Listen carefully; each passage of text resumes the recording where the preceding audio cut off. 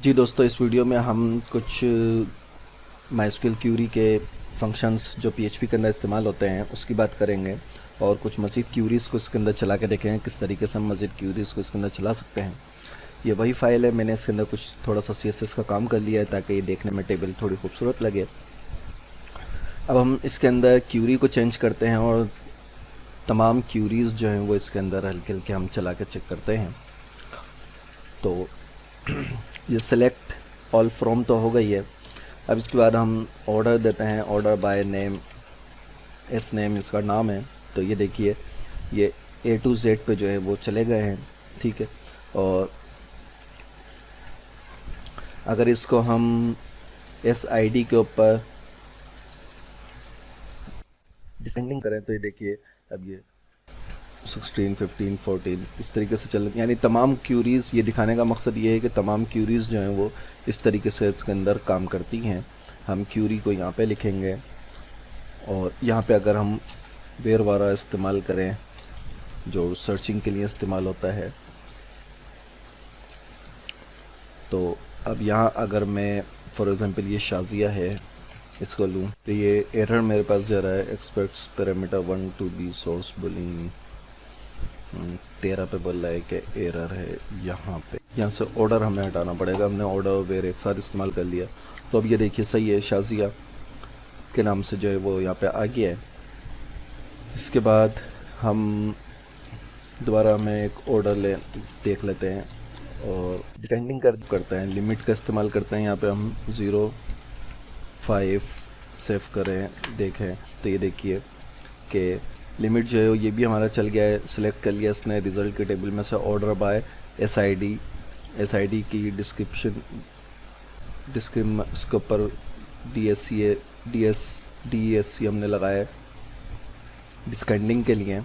उसके बाद लिमिट 0 से 5 है तो लास्ट 0 से 5 इसने हमें दिखा दिया यहाँ पे, ठीक है। और इसी तरह सर्चिंग का जो होता है वो भी अगर हम यहाँ पे एक करके देख लें, वेयर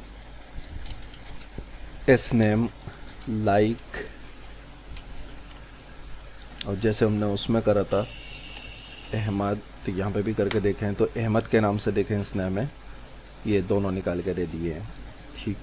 और अगर हम और सर्च कर लें इसमें एस नेम ये करें इज इक्वल टू ABC, तो ये कुछ भी नहीं देगा, ब्लैंक दे दिया। अब इधर हम चाहें तो आगे माइस्क्ल एरर का फंक्शन यहाँ पे लगा सकते हैं कि अगर यहाँ पे हम लगा सकते हैं कि और माइस्क्ल एरर, कोई एरर है तो वो हमें यहाँ पे बता देगा, या यहाँ पे हमें एक कंडीशन लगा सकते हैं कि अगर कोई भी इसकी रो ना हो तो ये हमें शो कर दे कि भाई इस किस्म का कोई डेटा हमारे पास नहीं है। तो यहाँ पे मकसद सिर्फ दिखाने का ये था कि किस तरीके से हम यहाँ पे तमाम की तमाम क्यूरीज़ को हम इस तरह यहाँ पे अप्लाई कर सकते हैं उसको, ठीक है। और इस तरह हमारे पास यहाँ पे बहुत सारे फंक्शंस भी होते हैं, तो इसको तो अब हम ऐसे ही रहने देते हैं और सेव करके देखते हैं, ठीक है। अब यहाँ पे अब मैं एक और वो ले रहा हूँ, इको करता हूँ माइस्क्ल नम फील्ड्स के नाम के फंक्शन को, फील्ड्स के नाम से फंक्शन है इसको, और देखते हैं ये क्या काम करेगा। इसके पैरेंथेसिस के अंदर भी हमें जो है वो रिज़ल्ट का जो वेरिएबल है वो लगाना होगा। ये क्या करेगा, ये एक्चुअली हमें जो है बताएगा कि इस टेबल के अंदर कितने कॉलम बने हुए हैं, ठीक है। इसका जवाब होगा 3। तो ये देखिए 3 कॉलम बता रहा है हमें कि 1, 2, 3 कॉलम इस टेबल के अंदर मौजूद हैं। ये फंक्शन हमें ये बताता है, ठीक है। उसके बाद हमारे पास एक फंक्शन और है और उसको मैं यहाँ पे चेंज कर दूंगा, फील्ड्स की जगह मैं उसको कर दूंगा माइस्क्ल फील्ड नेम। ये तो अभी इसने हमें फील्ड की तादाद बता दी, अब उधर मैं इसको कर दूंगा फील्ड्स नेम, ठीक है। और इसको हमें सबसे पहले देना होगा कि कौन से फील्ड, तो डॉलर रिज़ल्ट जो यहाँ पर है वो हमें यहाँ देना होगा, और उसके बाद इसकी कौन सी फील्ड है वो हम इसको देंगे। ये एक एरे है तो इसको हमें इंडेक्स नंबर देने होंगे 0 फॉर एग्जांपल, तो ये हमें फील्ड्स कर दिया ना मैंने, MySQL फील्ड।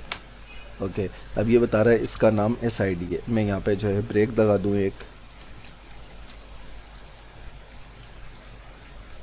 BR, इसको कॉपी करके यहाँ पे भी लगा दें। तो यह हमें रिज़ल्ट की टेबल में रिज़ल्ट की जो क्यूरी है उसके अंदर जो ज़ीरो यानी जो पहला हमारा वो होगा फील्ड का नेम, वो हमें दे रहा है SID। अगर मैं इसको मज़ीद और 2 दफ़ा कॉपी करूं और यहाँ पे इसको फिर 1 कर दूं और यहाँ इसको 2 कर दूं, तो ये देखिए हमारे को तीनों नाम दे देगा, SID इसका नेम और मार्क्स, ये तीनों चीज़ें इसने हमें यहाँ पे दे दी हैं। ठीक है, और तो MySQL नम फील्ड्स ये जो है इस्तेमाल होता है फील्ड्स की तादाद हासिल करने के लिए, और MySQL फील्ड्स नेम जो है वो जो कॉलम है, कॉलम के नेम हासिल करने के लिए कि उनका क्या नाम है। ठीक है, अच्छा, अब हम जिस टेबल में काम कर रहे हैं हम चाहते हैं कि इसका डेटाबेस हमें मालूम हो जाए, इसका डेटाबेस का नाम क्या है। तो इसके डेटाबेस का नाम मालूम करने के लिए हमें MySQL पहले इको कर लें, इको MySQL फील्ड टेबल, और यहाँ पे भाई डॉलर रिज़ल्ट, सेव करें।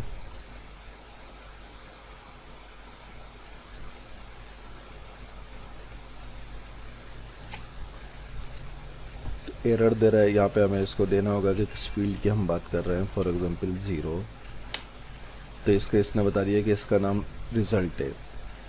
हम इससे बोल रहे हैं रिज़ल्ट की जो क्यूरी है उसके अंदर जो 0 के नाम से कॉलम है, उस कॉलम के जो है वो हमें इसने इस टेबल का जो नाम है, इस टेबल का नाम बता दिया, इस टेबल का नाम रिज़ल्ट है। और इसी तरीके से अगर हम इसकी लेंथ मालूम करना चाहते हों तो इसकी लेंथ भी हम मालूम कर सकते हैं। उसके लिए हमें इसको कॉपी करके मैं यहाँ पे टेबल का जो नाम है इसको मैं कर दूंगा लेंथ, ये इसकी लेंथ हो गई। ठीक है, अब ये हमें इसकी लेंथ बताएगा कि इसकी लेंथ जो है वो 11 है। ठीक है, जो हमने उस टाइम दी थी इसको बनाते वक्त।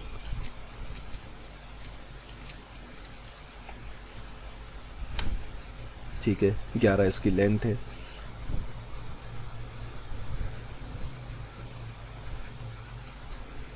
और सेम इसी तरीके से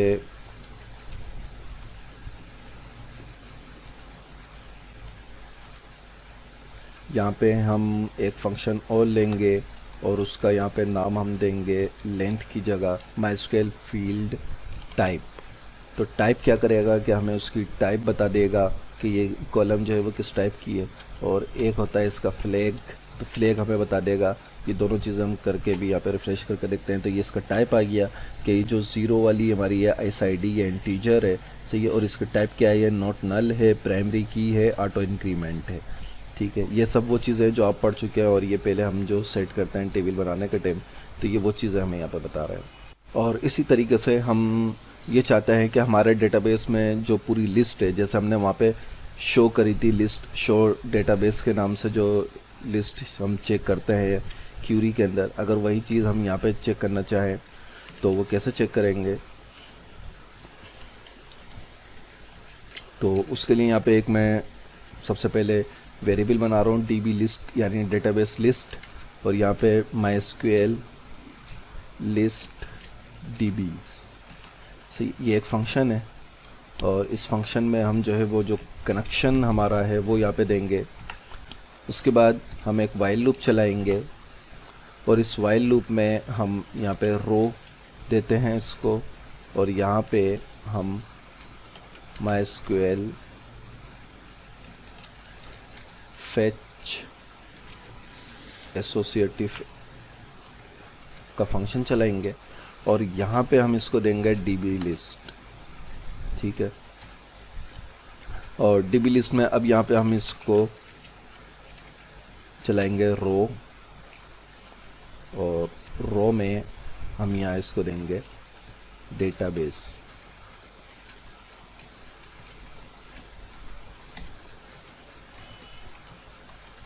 इसको बंद करा, अब इसको सेव करते हैं और सेव करके यहाँ पे चलाएं तो ये देखिए हमें हमारे डेटाबेस के अंदर जितने भी डेटाबेस बने हुए हैं वो तमाम के तमाम यहाँ पे इसने हमें दिखा दिया है माइस्क्वेल लिस्ट डेटाबेस से, इस फंक्शन के ज़रिए। लेकिन इस फंक्शन के ज़रिए डेटाबेस लेके यहाँ सेव करेगा और फिर हमें, क्योंकि ये एक एरे बन गया है, इसके अंदर बहुत सारे डेटाबेस हैं, तो माइस्क्वेल फेच एसोसिएटिव एरे के ज़रिए वाइल लूप के अंदर हमें इसका रिज़ल्ट देखना होगा। ठीक है दोस्तों, तो ये कुछ चीज़ें थी जो ज़्यादा यूज़ होती है माइस्क्वेल और पीएचपी के अंदर। कनेक्शन बनाना भी आपने सीख लिया, ये सब चीज़ें सीख ली हैं। अब अगली वीडियो में हम देखेंगे कि एजेक्स के ऊपर किस तरीके से काम होता है, और एजेक्स के बाद फिर ये कोर्स कंप्लीट हो जाएगा, पीएचपी का भी माइस्क्वेल का भी, और एजेक्स को देखेंगे हम। और उसके बाद फिर हम इसके जो 18 प्रोजेक्ट्स हैं, तो बिल्कुल यानी उसके अंदर आपका रिवीजन हो जाएगा, बिल्कुल बेसिक से दोबारा से वो 18 कोर्स बनेंगे, और उसके अंदर पूरा बाकायदा एक बड़ा कोर्स भी है, बाकी छोटे छोटे कोर्स भी है, तो उसको भी आप ज़रूर देखिएगा ताकि उसके अंदर आप लोगों का रिवीजन हो जाएगा। तो मिलते हैं अगली वीडियो में, उसमें एजेक्स सीखेंगे कि किस तरीके से हम एजेक्स को पीएचपी वगैरह के साथ काम करते हैं।